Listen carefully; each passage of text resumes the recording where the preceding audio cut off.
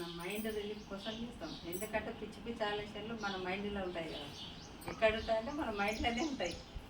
ఆ mind relief కోసం మనం ధ్యానం చేస్తాం. బుక్కులు చదవాలి. బుక్కులు చదివితే కూడా నిద్ర వస్తుంది. నైట్ నిద్ర రాదు. చాలా మన ఆడవాళ్ళకి ఎన్నెన్నో మానసిక ఒత్తిడి గురుతుందంటే స్త్రీ శక్తే గొప్పది. స్త్రీ ధ్యానం చేస్తే ఆ కుటుంబమే మారిపోతుంది. ఇంట్లో గెలిచి బయట గెలిచాలి. ఊక పోతా పొడుగు పోతా పేర్లు పెట్టుకుంటా అని చాలా మంది ఉన్నారు. అట్లా వద్దు. ఇప్పుడు ఇంట్లో మనల్ని అందరినీ మెరిపించి ముప్పించి చెప్పించి మనం బయటకోవాలి. మేమిద్దరం పోతాం కాబట్టి నడుస్తుంది. ఒకరొకరు పోయినా కూడా గొడవలే.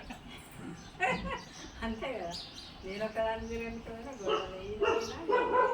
అది లేకుండా ఇంట్లో మార్చుకొని భర్త వస్తే భార్యను మార్చుకోవాలి. కొందరు భార్యలకు పట్టజీరలు ఇప్పిస్తా నగలు ఇప్పిస్తా అంటే కూడా రారు. మా ఆయన నేను ఏం చెప్పకుండా నేనే మార్చింది. అంతే కదా. మనం మారాలి, వీళ్ళని మారాలి. వీళ్ళు మంచిగా సేఫ్టీగా రావాలంటే మన ఆడవాళ్ళం ధ్యానం చేయాలి.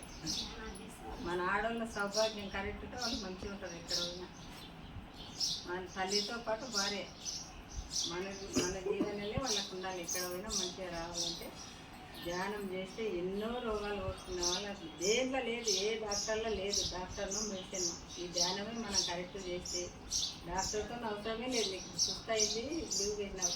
రోజు గంట ఉదయం గంట నైట్ గంట చేసుకో. మన ఇల్లే ఆశ్రమం.